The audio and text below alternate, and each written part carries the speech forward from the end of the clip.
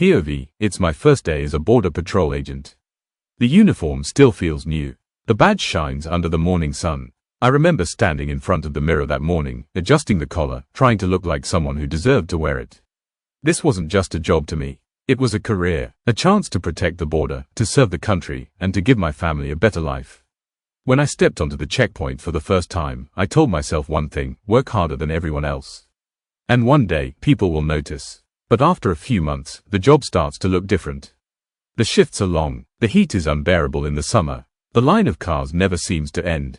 Every passport, every inspection, every report, and the paycheck at the end of the month barely covers the bills. At home, things are tight. My kids ask for toys I can't afford. Birthdays feel smaller than they should. Christmas presents are modest. My wife always says the same thing: "It's okay, we'll manage." But I can hear the stress in her voice. I tell her it will get better. One day I'll get promoted. One day all the hard work will pay off. One afternoon, a driver pulls up to my lane. Everything looks normal, until I notice a small problem with his documents. When I point it out, he leans slightly closer to the window. Then he slides something toward me. "Cash, not a lot, but enough. Just let it pass," he says quietly. For a moment my heart starts racing. This is exactly the kind of thing they warned us about in training. I should report him. Instead, I think about my kids, and the bills waiting at home. I take the money, and wave him through. I spend the rest of the day expecting something to happen. An alarm, a supervisor calling my name, an investigation, but nothing happens. The checkpoint keeps moving, cars keep passing, and by the end of the shift, it feels like nothing changed. Except everything did. That night, I stop by a store before going home. For the first time in years, I don't check the price tags. I buy my kids new toys. Good ones, the kind they always wanted. When I walk through the door, their eyes light up. They run toward me. "Dad, are those for us?" My wife looks surprised, but she smiles, and for the first time in a long time, the house feels lighter.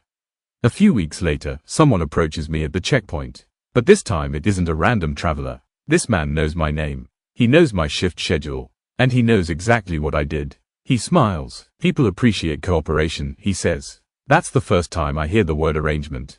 At first, the favors are small. Let certain vehicles pass faster. Ignore small irregularities. Look the other way at the right moment. And every time I do, the money gets bigger. Strangely, my career improves too. Supervisors start noticing my work. They praise my efficiency. My reports are clean. My lanes move quickly. Within a few years, I get promoted. Then promoted again. Soon I'm supervising other agents. Life at home changes completely. We move into a bigger house. A much bigger house. The kids have everything they ever wanted. New bikes, new games, amazing birthdays. My wife looks happier than I've seen her in years. For the first time, money isn't a problem anymore. But one evening, my wife looks around the living room. The new furniture, the expensive television, the gifts, and she asks a quiet question: "How are we suddenly affording all this?" I shrug. "Promotions," I say. "More responsibility, better pay." She studies me for a moment, then nods. She wants to believe it. A few weeks later, my mother comes to visit. She walks through the house slowly, looking at everything. The car in the driveway, the expensive kitchen, the gifts for the kids. Finally she turns to me. "You must be doing very well," she says. Her voice sounds careful. I laugh. "Just climbing the ladder." She nods, but something in her eyes tells me she isn't fully convinced. Years pass. At the checkpoint, I'm no longer the rookie. I'm one of the most respected agents here. Supervisors trust me. Other agents listen to me. And the cartel, they rely on me. I control the flow, what passes, and what stops. One morning, a new agent arrives. Fresh uniform, perfect posture. He looks nervous but determined. I watch him check passports carefully. Every detail, every rule, and something about him feels familiar. Then I realize why. He reminds me of me. Later that day, a truck approaches the checkpoint. The moment I see it, I recognize it. The driver, the license plate, the shipment. The cartel paid well for this one. The new agent steps forward. Something about the truck makes him suspicious. He raises his hand and signals for the truck to stop. He's about to start a full inspection. I walk over calmly. "Relax," I tell him. "It's already been cleared." He looks confused. "But something seems wrong," he says. I lean a little closer and lower my voice. "Listen, not everything works the way they taught you in training."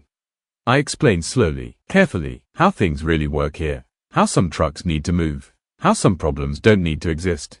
The rookie hesitates. I see the same conflict in his eyes I once had. The truck rolls forward through the checkpoint, and I quietly show him something. How easy it can be. A small favor, a small reward. His expression changes, just slightly. As the truck disappears down the road, the rookie turns toward me.